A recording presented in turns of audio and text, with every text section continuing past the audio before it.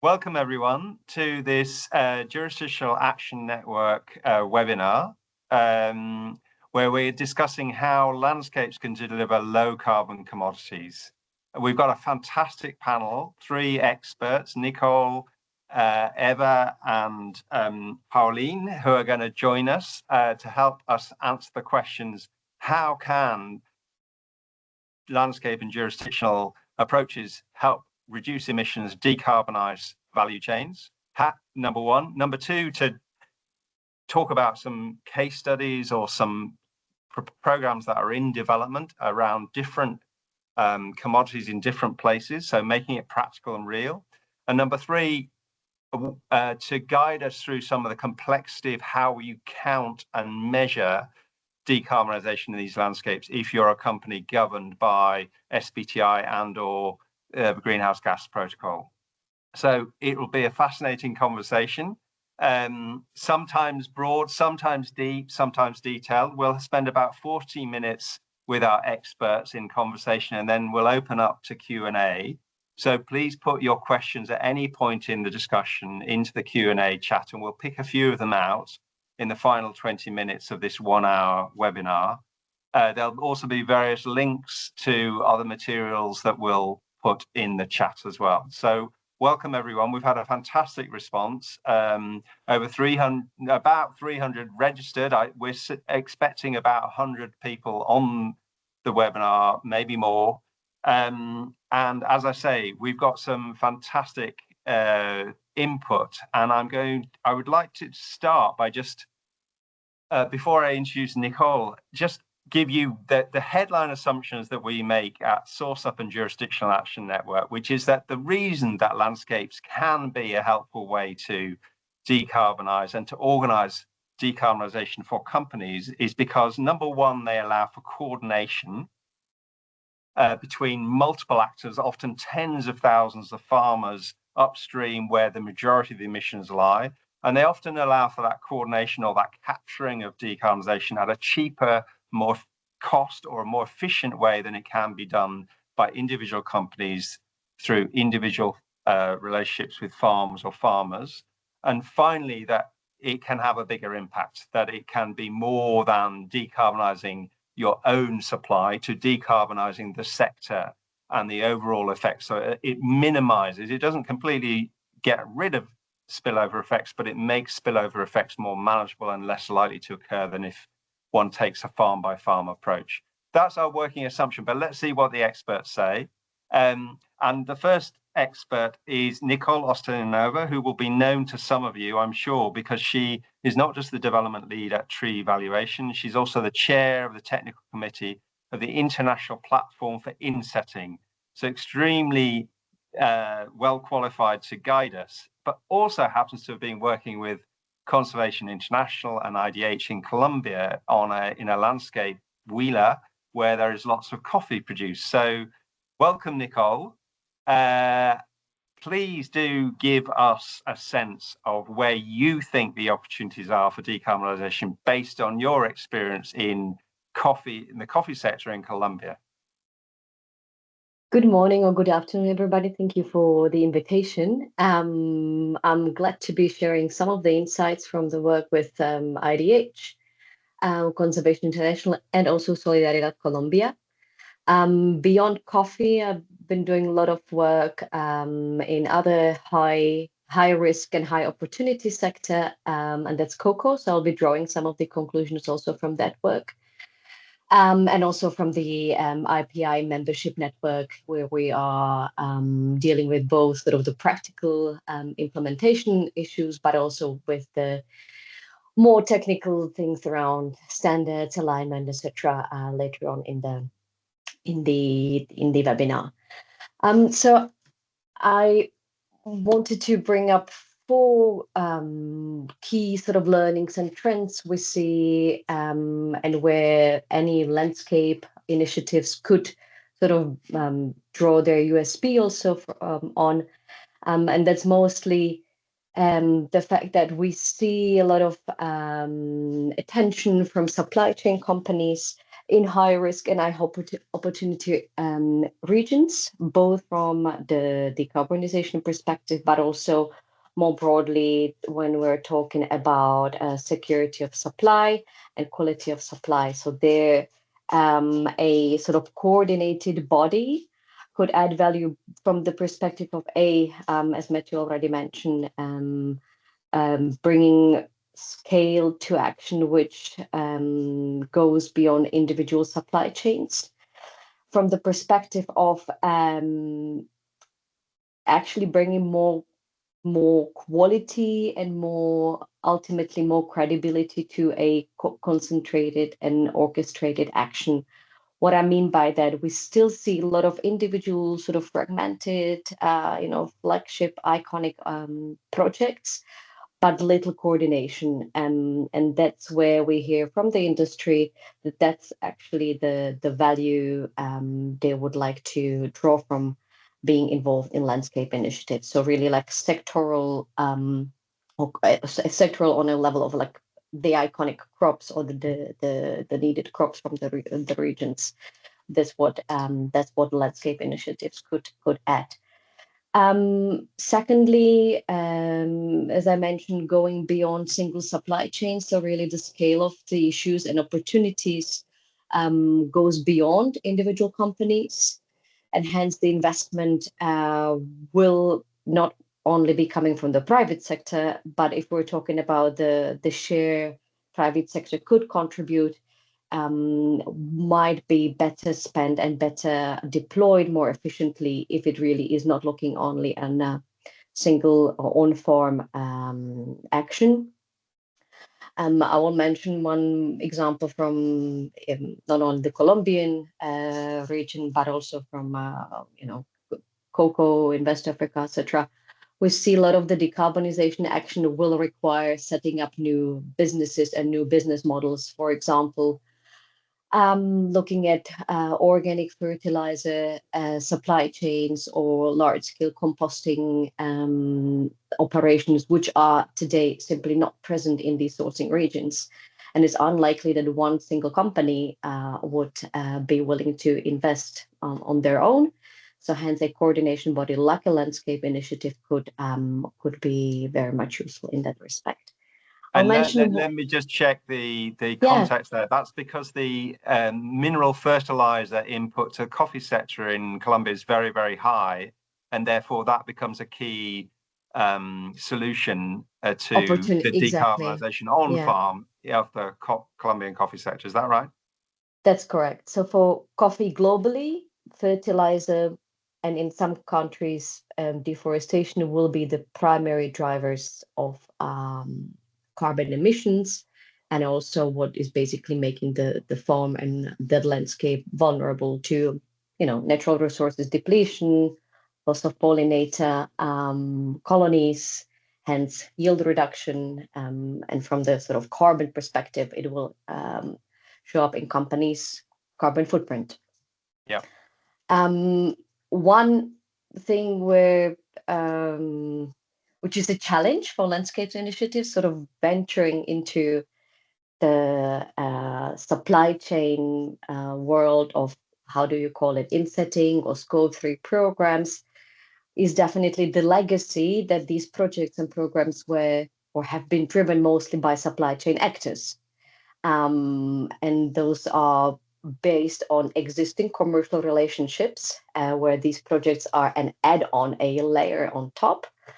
And from that perspective, the landscape initiatives are coming a little bit into like, so what stakeholder is this, and how are these initiatives being complementary to existing commercial relationships? And for that, I don't have a single answer, but it's definitely something to be aware of if you're if you're driving a landscape initiative yourself, or if a company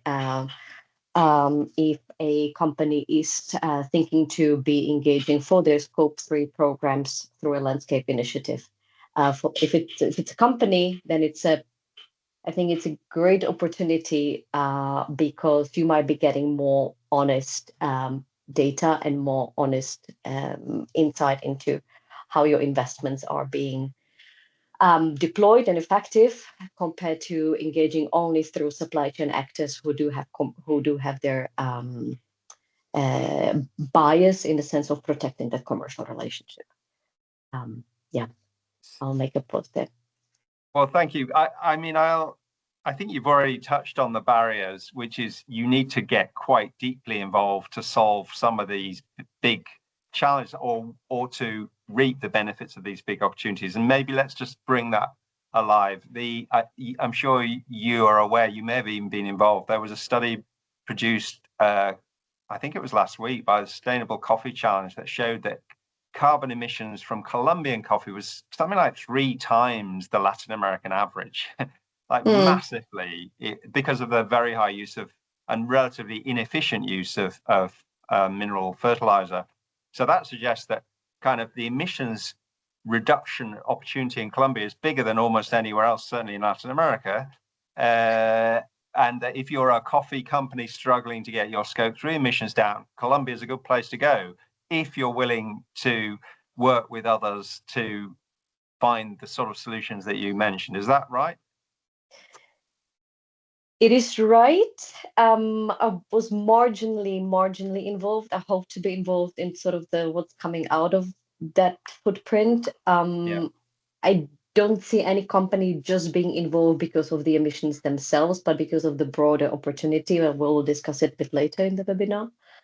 But yes, it's true. If you're looking at it binary, it would be a opportunity first to look at how are farmers making their decisions on when, how, and what volume to fertilize. Yeah.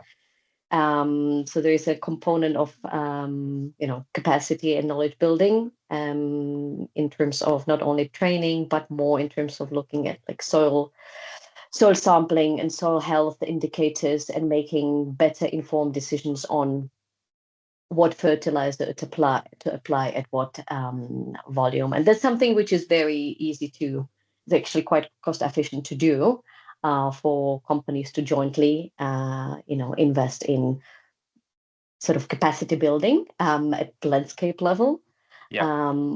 So sort of like looking at efficient and high quality technical assistance, and only then looking at sort of either reducing or, in some cases, to be fair, in some cases, increasing total volume of fertilizer being applied. Not in the Colombian case, but in some landscapes where we're like looking Uganda at sort of coffee or whatever. Low input, low output systems.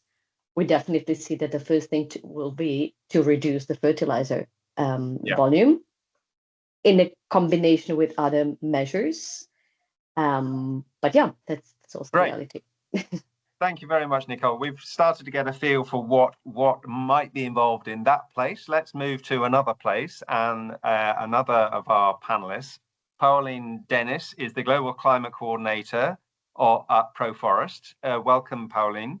Now, I know you and ProForest are working on soy and beef in Brazil, and you're calling in from Brasilia, I think. So can you give us a sense of where you think the opportunities lie in soy and cattle production in Brazilian Amazon, in fact, for decarbonisation, or what you're learning or what you're hoping from your early work in that area? Thank you, Matthew. Hi, everyone. Very nice to meet you all. I'm with ProForest. We're a global nonprofit that works on positive outcomes in agricultural supply chains and production landscapes. And indeed, Matthew, I am calling in from Brasilia, which is in the middle of Brazil's capital. But my background, I've added a landscape of the Cerrado in the state of Mato Grosso, which is where the landscape that I want to talk about a bit today is located. So the landscape that I'd like to take as an example, and where we've looked into the decarbonization potential and the different instruments that can fund that decarbonization potential, is located in the west of the state of Mato Grosso. And we call it the Western Mato Grosso Landscape Initiative. Not very original, but you can easily find it online as well as on the source of website. I think there will be a link in the chat to do so. And basically, there's 3 main elements that we work on together with the consortium that is made up of Proforest, IPAM, Produzindo Certo, and the PCI Institute, to basically condense down the learnings of the state initiative, PCI, which is Produce, Conserve, Include, towards these 6 municipalities in the west of Mato Grosso. And just for you to have an idea of the scale of production in this landscape initiative, the production of soy in this landscape, besides beef, is up to 5% of Brazil's soy production. So you can imagine that many of the companies that invest in landscape initiatives, this specific landscape initiative is likely to provide direct or even embedded soy to your supply chains. Now, Produce, Conserve, Include, and the 4th pillar of that initiative is governance. So Produce, work together with farmers to promote sustainable production of soy and beef, conserve and restore natural ecosystems, and also include smallholders and indigenous peoples and local communities. So that's a bit of the context of what we are working on together with this consortium. And as you might have noticed, many of the activities that we implement in the landscape do result in carbon benefits. So you can conserve forest, which reduces land use change emissions. You can work on regenerative agriculture on farm, which reduces the emissions from land management. You can work on conservation and restoration off farm, which will result in reductions and removals. So looking at these carbon benefits, something we worked on in a study was a supply and demand analysis, basically, of the carbon benefits in this landscape. Now, what does that mean? I'm clearly not an economist, but we use this term to refer to what is the carbon being supplied by these activities, so regenerative agriculture, conservation, restoration, and what is the demand for carbon within a set of different instruments, so payments for ecosystem services, voluntary carbon credits, regulated carbon credits, because that market is taking form within Brazil, insetting, as well as other local initiatives such as RenovaBio, which is linked to biofuel production. So we looked at how much does it cost per ton of carbon to implement the activities, and what is the willingness to pay per instrument? What is the willingness to pay per instrument for the carbon that is being provided? And what is the result of that study? Clearly, there is no one silver bullet. There's no one instrument that will be able to fund all of the activities that are needed at the landscape level. But there's a whole menu of options that we should look towards. And I think, especially in Brazil, we are rather skewed towards carbon credits and their potential. But I think Proforest is also one of the organizations that is really trying to put forward insetting as one of the instruments that should be explored. But it's very important to keep looking at all of these instruments and consider what would be an adequate approach to nest them all together. And the last thing I want to mention on this, we have recently launched a new program in collaboration with Conservation International and the Nature Conservancy that is being financed by HSBC. And it's called Finance for Resilient Landscapes. And within this program, we're looking towards what are innovative finance instruments that can promote investment in landscape initiatives, not only looking at financing green, but also greening finance. And I really hope that insetting and decarbonization of supply chains can be one of the instruments that we explore there, and that can really also reach benefits on the ground. So not only looking at what's the high level financial fluxes that will go into these landscapes, but also what does it mean on the ground? What kind of capacity should be built with producers? What kind of rural extension is needed? So really looking towards all of the opportunities and challenges that should be addressed for that money to reach implementation on the ground. Fantastic. Thank you, Pauline.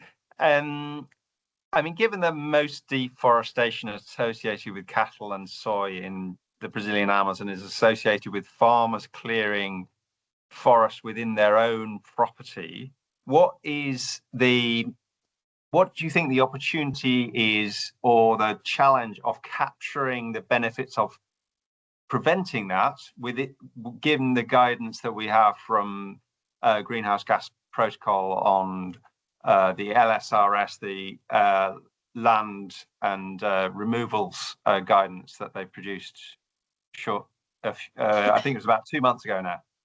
Yes. Thank you, Matthew.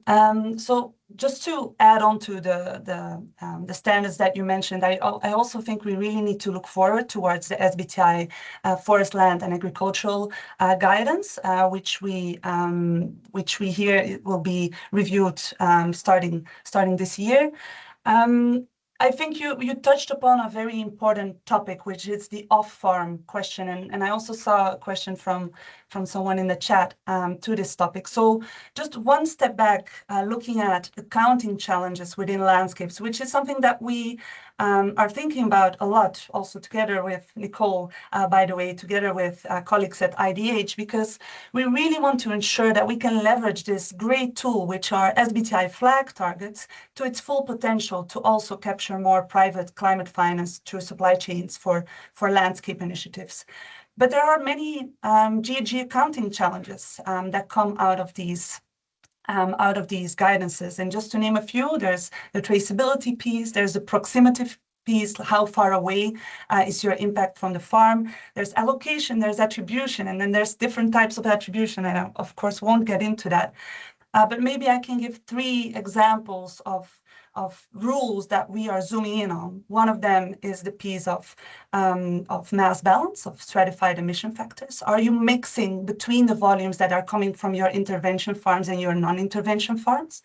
It's the adjacent land question. If your restoration is very close to your productive lands, can you then account for the removals of what falls within that adjacent land? And then there's the off-farm question. If we're looking at, for example, peat restoration, this by definition normally occurs far from your farms. How could you potentially account for that? So I think we need 2 things to address these questions. On the one hand, we need to pilot and test what could be a credible methodology to account for these carbon benefits within the landscape. And I know that Proforest has been piloting this for palm in Indonesia, for example. I know that IDH is working on beef in Brazil. I know that Conservation International has been looking at this for coffee in Colombia. So this is already looking towards many of the complexities of landscapes. For palm, it's peat and it is palm derivatives, so complex supply chains. For beef, also, you have your indirect cattle suppliers. Traceability is a huge challenge.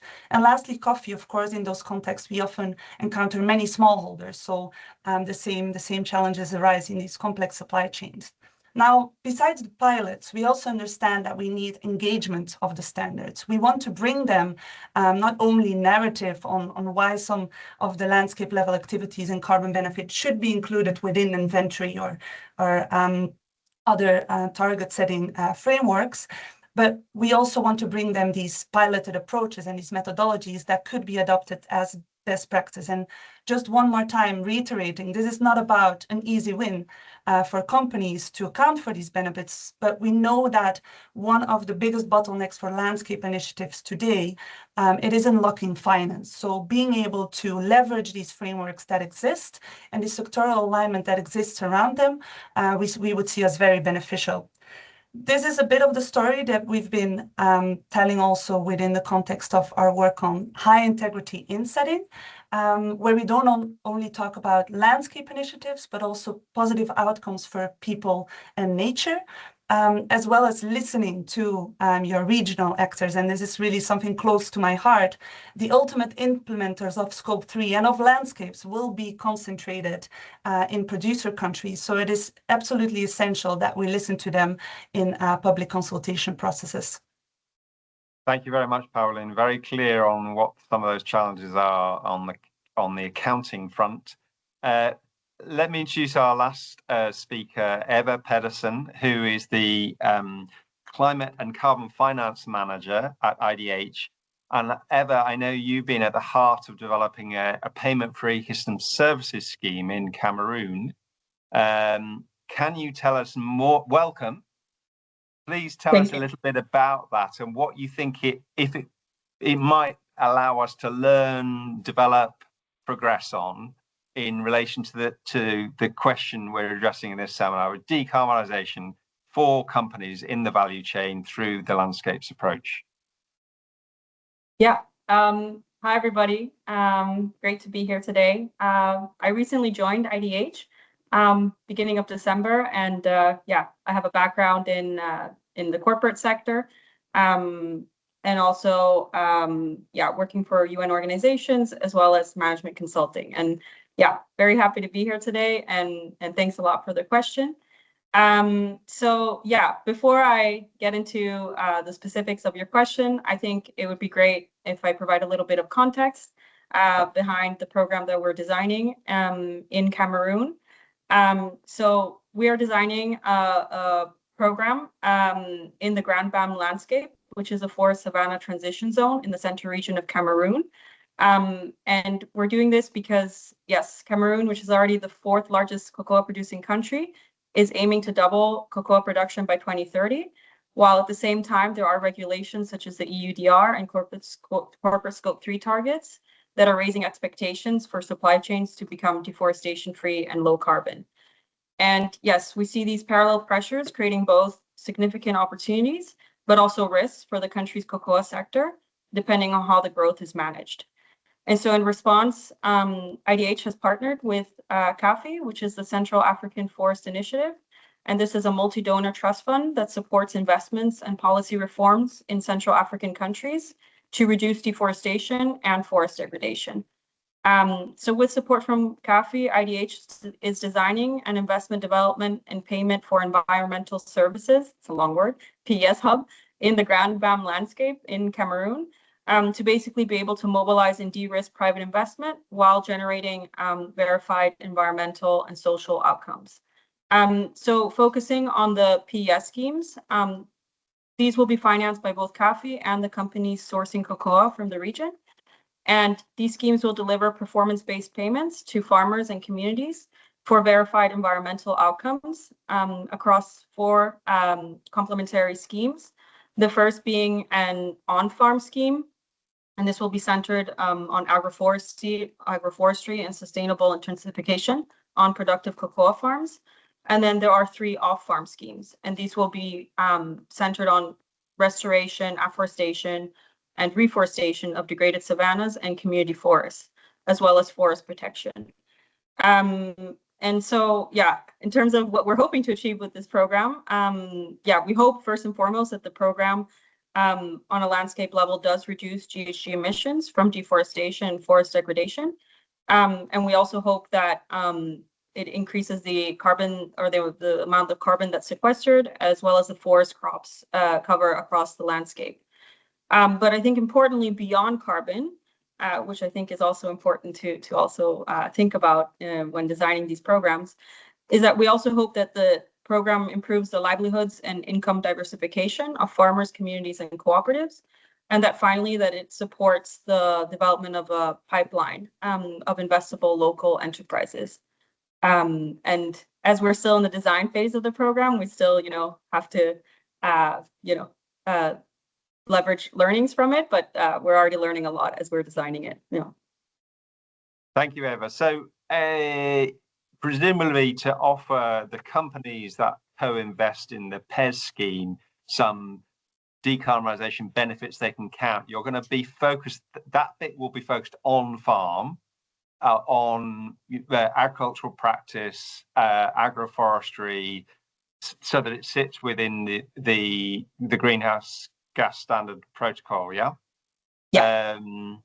And what about the off-farm bit? I mean, Christopher Stewart from the World Bank has already asked the obvious question that we're all wrestling with, which is how do you link on-farm with off-farm in a place, well, anywhere, but let's take the Cameroon example. Yeah, I think this is really the key question, right? Yeah. So, I mean, as you stated, the GHG LSRS clearly outlines how companies can claim emission reductions and removals from on-farm schemes towards their scope 3 targets. But the standard states that the requirements for considering adjacent and non-productive lands within a scope 3 boundary, currently can't be implemented. And so this does indeed raise a lot of uncertainty for how companies can, claim emission reductions and removals from off-farm schemes towards their scope 3 targets. But, pending as well the finalization of the SBTi corporate net zero standard, removals from these off-farm schemes could serve to neutralize residual emissions. And also if companies are using statistical or jurisdictional direct land use change emission factors, then off-farm schemes could potentially serve to improve those emission factors. But I think importantly, and I know that you want to talk about resilience for last, but I think it is important to also really consider, the non-carbon benefits, right, of that these off-farm schemes could generate, right? So it's also in terms of, generating evidence to demonstrate compliance towards EUDR on a landscape level, and this could reduce, reputational compliance risk for companies. And then, importantly, I mean, these off-farm schemes could also contribute to landscape resilience, right, through watershed protection and through the generation of various ecosystem services such as erosion control, water regulation, and improved microclimates as well as biodiversity. And I think in this respect, we need to also really value, the ecosystem services that can be generated, and also really evaluate them in terms of the core function that they could serve, to as enabling conditions basically for GHG outcomes. Great. So if I hear you correctly, your answer, apologies, Christopher. Christopher is from OFI, not from the World Bank. I was mixing you up with another Christopher. I don't know how I could do that, sorry.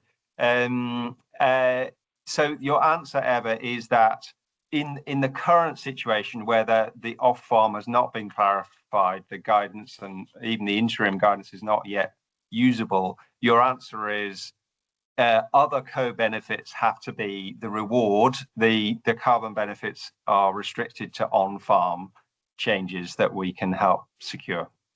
Is that correct?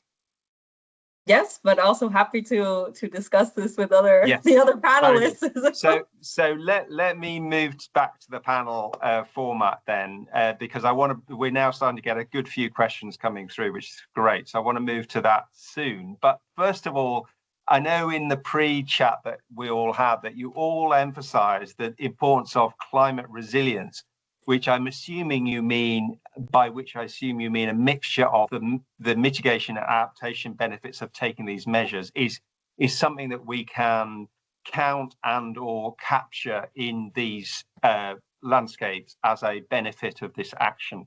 Could you just explain what you mean by that and what you think needs to happen for climate resilience to be captured at landscape level as part of something that might have decarbonization in it? Maybe I'll start with you, Nicole, to get your first thoughts. Yeah. So one of the things we have learned through the Colombia process, which is not yet fully concluded, to just put a disclaimer on that, is indeed that the carbon benefit is important, but it is today the only way how companies are able to make a publicly facing You're very claim. faint, Nicole. Could you move closer to your microphone? Thank you. Is it better now? Yes. Yeah? Okay. So indeed, I mean, we're discussing carbon, but mostly what we're talking about when we talk about LSRS and SBTI is the carbon claim, right? We're not talking about the underlying sort of economic value of that.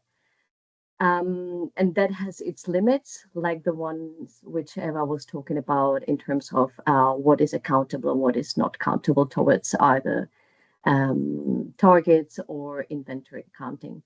Now, what everybody is looking at is how do we not only improve resilience to climate shocks, but in general farm and farmer resilience, which goes very much beyond climate. One of the things which we will be proposing the stakeholders who were engaged in the supply chain process is looking at is exactly that and being able to quantify it through most of the work which is already public. So it does not really mean developing new indicators, but rather looking at how can we mitigate the risk at the regional level across four basic axes, which do include forests and accounting for the benefits forest does or bring, not necessarily in terms of environmental services as outcomes, because to be fair, through the process we have seen not very high willingness to, let's say, pay for performance, both on carbon and on water, etc., but rather linking it to what the business of business is, and that is looking at production, looking at the yield resilience and sustainable yield resilience. And as far as we can go in terms of performance or performance-based payments, those will be very likely linked to soil, because again, that is very much linked to production. And that's something which companies at scale, so I'm talking about what we need to do at scale, beyond individual smaller projects, what companies are willing to engage in at scale. Yeah, so just okay, thank my you. take on that. What's your view of how we can make resilience benefits of these approaches work for companies, or what would be your advice to companies about how to capture them? Yes, thank you, Matthew. I think in the work that we've been doing of understanding the implementation on the ground and its contribution to different positive outcomes, so people, nature, and climate, something that comes up very often is how we also have a role as a translator, depending on who in the supply chain we are talking to. And I think especially on the whole mitigation versus adaptation piece, I tend to see it in the following way. So when I talk to a company, a downstream company, I talk mitigation and I embed adaptation. But when you're talking to a farmer, you need to do the opposite. They really care about the resilience and about adaptation. And you would embed the carbon, the mitigation benefits in your discourse. Now, that was a few years back. I think in the past year or so, there has been quite a huge narrative shift where corporates are also using the term resilience more. But yet again, the importance of definitions stays the same. So a resilient supply chain can be very different from a resilient production landscape with a resilient community. So in resilient supply chains, especially in the geopolitical context that we live in, flexible supply chains are often more resilient. Whereas if you want a resilient landscape, you need long-term engagement and long-term investment into that context. So balancing those two, we understand, is very difficult. Even within companies, there are diverging interests. But I would say my main recommendation would be to skew your definition of resilience as much as possible to resilient production landscapes and the people that inhabit those landscapes. I think that's what real resilience means, and I hope that's also the direction of travel corporates will take. Very good. And I mean, the challenge I always put to people when they debate mitigation versus adaptation is show me a mitigation measure in agriculture that is not also an adaptive measure, because very rarely do they not overlap entirely. There are some adaptation measures which are not mitigation measures, but very rarely the other way around. So it seems somewhat of a false dichotomy in most. Yeah, but go ahead. Can I give an example of something we often see? Exactly, the switching towards a supplier or an ingredient that has lower emissions is a mitigation outcome. It will drive down your emissions, but switching to a new supplier reduces the resilience of that supply base as a whole, because the switching doesn't have a direct impact and there's still the carbon leakage to account for. But so an example of a mitigation measure that does not always or doesn't directly improve also adaptation would be for me the switching supply chains piece. Very good. Okay. Yes, Nicole, I've prompted a debate amongst our panelists. Please go for it. No, it's a really great point Pauline is making. I just want to say from like from a global perspective of a network of connected or not connected landscapes, resilient might also mean that simply a certain landscape or region will not be producing coffee or palm in the next 5 years. And it's just, and there's space for it because it might be best for, the communities. It might be best for preserving livable landscape at all. And it might be meaning that a certain region will increase its production over the next 5-10 years. Because some programs, for example, might focus on adaptation and mitigation, which means intercropping, which means new crops being produced, or completely different economic activities in certain regions. So well, just we'll come back to there has to be space for it. Yeah. We'll come back to this topic because Simon Fox from JD has asked a question which is touched on this. But first of all, Eva, do you have a response to the same question on resilience? What advice will you be giving chocolatiers, cocoa companies that you'll be working with in Cameroon on this question of how to capture resilience benefits, or how to think about resilience benefits? I mean, going along as well with what Nicole was saying, I mean, GHG accounting, right? I mean, we all know it has its limitations, right? I think companies, should use or could use standards, like the GHG protocol, LSRS, or, have a focus on mitigation as an entry point, right, for engaging at a landscape level. But they also need to prioritize, strategic co-benefits over, carbon claims alone. For instance, in the case of the PS schemes in Cameroon's, right, I think, related to resilience, but also more towards like strategic business benefits, right? I mean, the PS schemes, right, like, or companies could be motivated to engage at a landscape level, right, to diversify sourcing at origin, or they could also be, motivated in order to, secure supply, right, considering how on-farm and off-farm schemes could contribute to yield stabilization and productivity gains, right? And then I think what we were talking about at the beginning of the webinar as well is landscapes, and specifically landscape governance, right? Through land use plans, defined land use plans, FPIC processes, grievance mechanisms.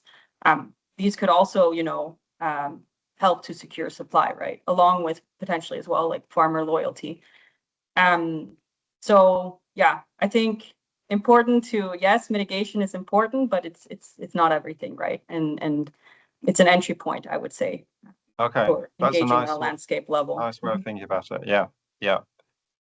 Great. Well, thank you. We now are going to move formally rather than informally to some of the questions that we've had. So Simon, as I said, has from JDE has asked the question of how do we move away from traceability to shared landscape risk and transparency? Let's take that question in as it relates to carbon and climate rather than everything. I know that, Simon, you would posit it as the future of the coffee industry, perhaps, which is what we should be wrestling with. But let's, I don't want to be mean to the panelists, so let's just keep it specifically to low carbon. Or carbon resilience, climate resilience, how do we avoid having to trace everything and get some of the shared risk, shared cost issues dealt with at jurisdictional level? Obviously, it's what many of us have been trying to do and talking about for a while, but what are the next steps in that journey to do so? Pauline. Thank you, Matthew. Without getting into the difficulty of that question and the existential questions that come with it, I'd like to give one specific example where I've seen mitigation and not having full traceability go hand in hand, which I would see as replicable to other cases. So it's some specific work done by Adastra and trees, and also with some support at the start from Proforest, and currently being explored by the Value Change Initiative, which is about complex supply chains and the lack of traceability in those supply chains, and specifically embedded soil, so very relevant for the Brazilian context. And they tell the story very well. They have a nice little, looks like a comic book type of design on their website, but I'll summarize it here. basically, when a farmer in France is buying soy for their chicken, they might go to one store one day and to another store another day, and it will be very difficult to really trace down the physical traceability of that soy based on that flexibility in their supply. Now, what they did was looking at trade data. Where does France statistical probability, where does France buy their soy from? And this much is coming from Brazil, and which municipalities are they buying their soy from? And what are the land use change emissions linked to soy in that municipality? So even though there's no full traceability there, only a statistical probability that the soy that is embedded in that chicken is coming from that municipality in Brazil, it does give some kind of, well, it shows some kind of materiality of that landscape, and therefore a justification to invest in that landscape and to combat deforestation in that landscape. And I think this is a good example of where complex supply chains, the ultimate goal should maybe not be traceability. It should be also being able to act now, because we need zero deforestation in Brazil by 2030. But so I think it's an interesting example of how to balance between full physical traceability and what that would take. And in this case, I think it will take a lot. It doesn't mean we should give up on that. But in the meantime, while we work towards this further traceability, what is an interim approach that can inspire action now? And I think this is one of the approaches that can lead to that. Very good. Thank you. I'm going to, other panelists, so feel free to add your piece when you're responding to one of the other questions, but I want to keep moving so we don't miss anyone. Leah Sandberg from the Accountability Framework, has asked a question about whether land use change emission reductions off-farm can be counted at the moment or not. So this is a technical question, a factual question. And I wonder if any of you have got a response to that. Do you want me to repeat the question? Land use change emission reductions, can they be accounted for off-farm at the moment or not? Well, depends against what. So, okay, this is your mandate to go techie on us, all three of you, because I know you can do it and you're good at it. So don't hold back. The only reason why I want to be good at it is because I think we need to get rid of it. But that will be a secondary comment I want to make. But the point is that the carbon reporting frameworks of today are only able to account for what has happened historically, and that's what we're basically taking as a route to the future, which is very limiting. So, for example, if we're talking about LSRS, that framework is simply not able to deal with future. We can talk about something like RED Plus or RED projects for sourcing or for supply chains, but I have not seen it yet. I'm seeing something in cocoa, which is reductions within supply chain, so on established farms, which is more around like protecting remnant trees, huge trees. But off farm, in terms of making a carbon claim, I have not yet seen it. If it's supposed to be about carbon, if it's about a zero deforestation commitments, and I'm sure Pauline can speak better to that than I can, then it's a different story. But carbon only, I have not really seen it yet. Pauline, I will leave it to you. No, thank you for the question and pointing it out. Indeed, there's a difference between removals of farm and land use change reductions of farm. Under the new land sectors and removal standards, there's actually two ways that you can already account for reduced land use change emissions at the landscape level, which would be the statistical approach, where you look at all of the deforestation and conversion ongoing in your landscape and you attribute it statistically based on economic allocation or another type of allocation to the commodity being produced, or also jurisdictional direct land use change, so GDLUC, which means that you're looking within your jurisdiction or your landscape at all of the farms that produce a specific commodity, and if any land use change happened on those farms. So there's already two ways that you can capture, basically. If you're taking action at the landscape level to combat deforestation, there is already a way to account for that within your inventory using an SLOOK or a JDLOOK approach. Very good. That's a very precise answer. I hope that helps, Leah. Now, we've got one other question I want to make sure we get to from Teresa Garcia, which is, how does news, I mean, she's talking about an alleged carbon credit fraud in Brazil, but I don't think it really is specific to Brazil. There's been lots of controversy about carbon credits, baselines, and so on and so forth over the last 2 or 3 years. So her question is, how does that affect the potential to decarbonize at landscape level in Brazil or anywhere else? And maybe this is an invitation to explain, what role do you see offsetting has in landscape decarbonization? Because most of you have been talking, well, you've all been talking about insetting as opposed to offsetting. Do you see that offsetting plays a role or not? And if so, and if it does, how? Given the challenges of getting baselines, avoiding frauds, being credible, et cetera, et cetera. I don't know who wants to go first. Nicole, I have put up my hand because I feel personally connected to this story.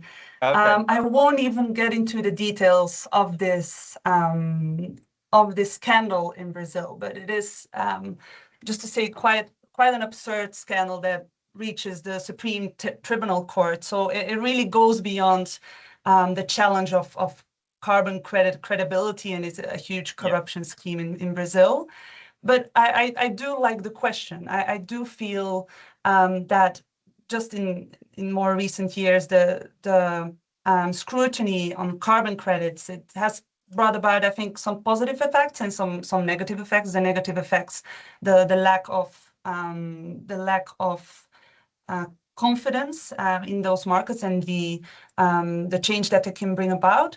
But also, I would say the positive effect, which is this higher scrutiny, and maybe, sorry, Matthew, firstly looking towards insetting in Brazil, since that is a market and an instrument that is not yet really developed. I do hope that we can basically look at this as an opportunity to do it well. So working within supply chains, using insetting methodologies, some of the work that we are doing with Conservation International and the International Platform for Insetting is exactly defining what could be best practice when it comes to monitoring and reporting on insetting projects. So I do hope that we have an opportunity to do it well and to add insetting to the list of options beyond carbon credits.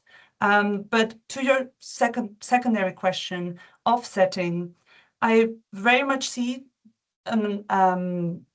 a role for offsetting in landscapes as well, especially in Brazil, where the flag sector will not have a cap in the regulated market, but they will be allowed to sell compensation credits into that market. So that does mean that there would be off-takers. My big question about the global offsetting space is more, will there be enough off-takers? But in Brazil, with the regulated market, it seems that there will be enough demand. And I think the big challenge will be how do we put all of these instruments together, and how do we ensure that the money is reaching the ground? So very much a relevant question, Teresa, and it really goes beyond the carbon credit space. But I do think it is a good reflection upon how do we do better in terms of the credibility of claims within the space. That's a great response, Pauline. Thank you. Maybe I'll come to you, Nicole, given there's also an implicit question there, like how is insetting inherently less likely to suffer the baseline or fraud risk that offsetting appears to have done? What is it about it that you think makes it a better approach?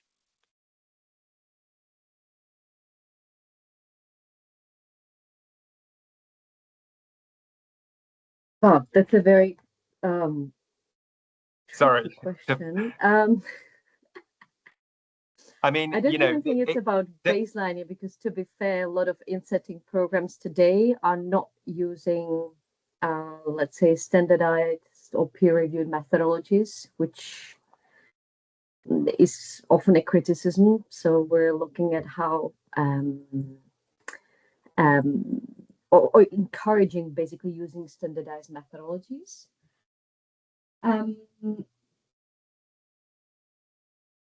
So that's where I would say, well, actually, the quantification methodologies from voluntary carbon market are still, given the sort of flaws it might have, or the bad press it receives, it's still the best we have also for insetting. Yeah. So we would be recommending using most of those. I will not comment on any forest protection or conservation initiatives, because it's not my place to do that now. And I think that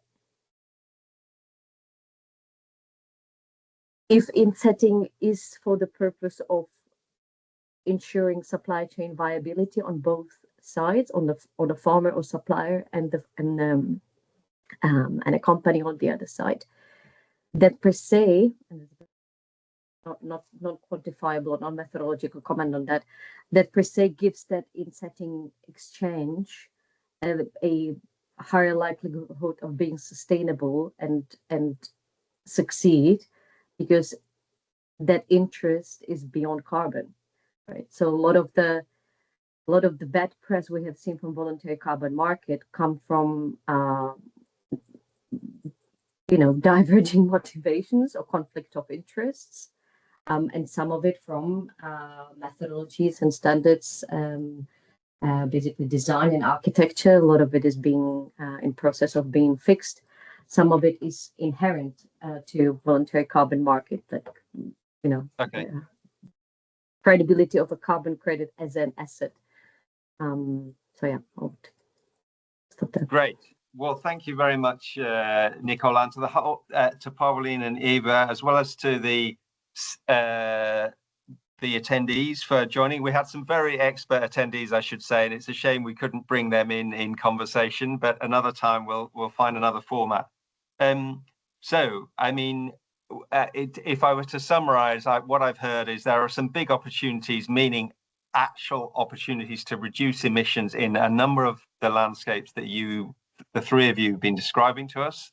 There are challenges to make that part of the inventory off-farm in relation to removals. There are ways of doing it off-farm in relation to emissions reductions, and there are big opportunities on-farm which we can capture now, that if and when it's done in a risk-sharing, cost-sharing way, it can reduce the cost and complexity of doing that, and it can bring other co-benefits, particularly the off-farm co-benefits around the resilience of natural systems which we have enhanced or protected through such methods. That's my super summary of what I've heard from the three of you. Thank you all very much for taking the time to explain and to give such clear answers to some of the tricky questions that I put to you. For attendees, just to remind you, the Jurisdictional Action Resource Hub is out there, and there will be, if there hasn't already been, a link which allows you to link to some of the resources that have been discussed today and from the last few years of the work of the Jurisdictional Action Network. So thanks again. We'll be back in a month or two's time with another Jurisdictional Action Network. But thank you very much, Nicole, Eva, Pauline, and to Daniel and to Margot for helping put this together. Thank you very much. Thank you very much. Thank you. Bye. Thank you. Bye.